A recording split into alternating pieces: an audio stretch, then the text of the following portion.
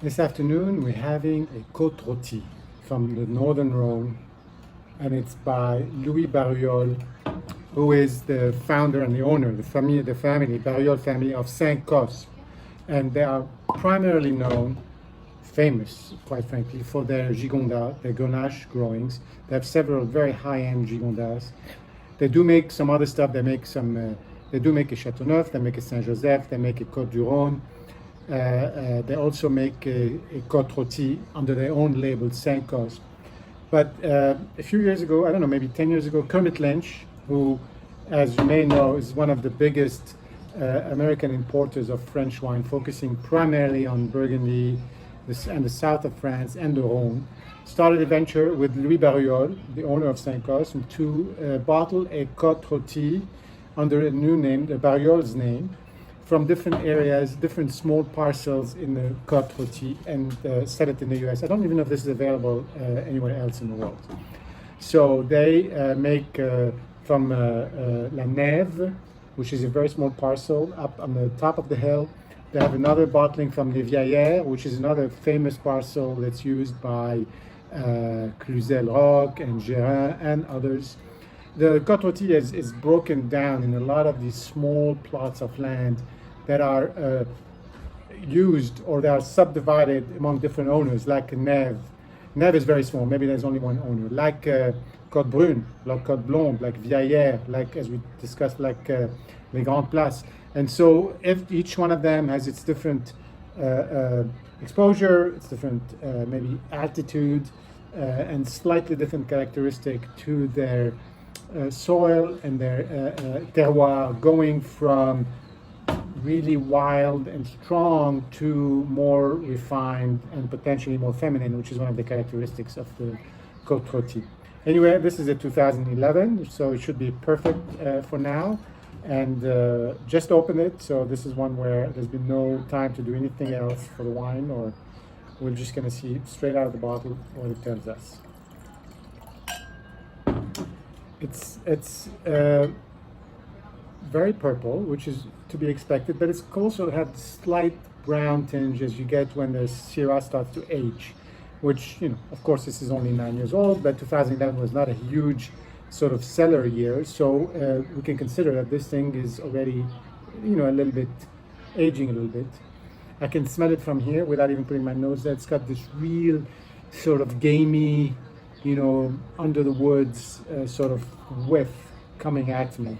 And I'm probably going to get a lot of that, at least for now. Maybe tomorrow it'll be very different.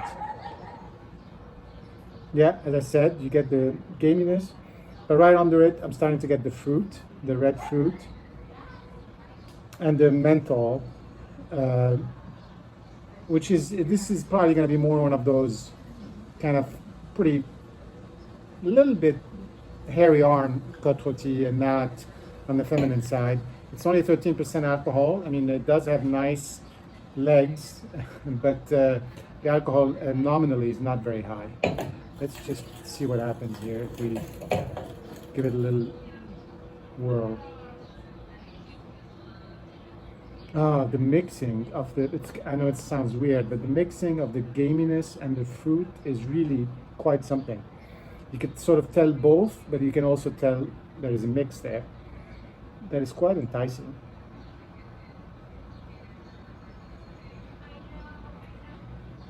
This is one of those wines that you just can basically sniff, you know, forever, and you won't tire of it. Each time you will still get the same hit. It's not like it goes away.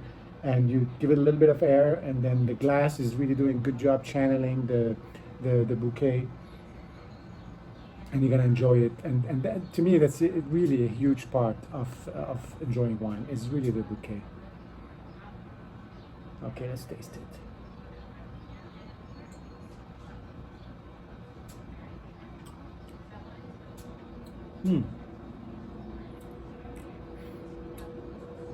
It's much more sedate in the mouth. The attack is almost non-existent, but I do think it's because it's just been open. But it's got good length and just enough of tannin that you don't, you know, you feel it, and it's a nice coating, but it's not like mouth puckering. and I can still feel it, so it's there. But in the middle, when I was swirling it and drinking it, it was kind of a little bit neutral. I do think this is kind of unfair to judge a wine like this, and I know I tend to open them in advance and maybe do a tasting with you on the second day. This is a different experience, but I think I can already tell that it's going to open up really, really nicely.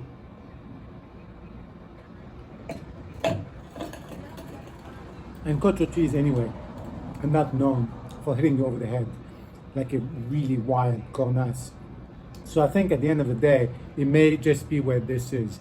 A nice, subtle, very fragrant, but not aggressive Côte Rôtie, even if it's on the bouquet side, it's a little bit on the kind of hairy arm, hairy chest spectrum of the Côte Rôties.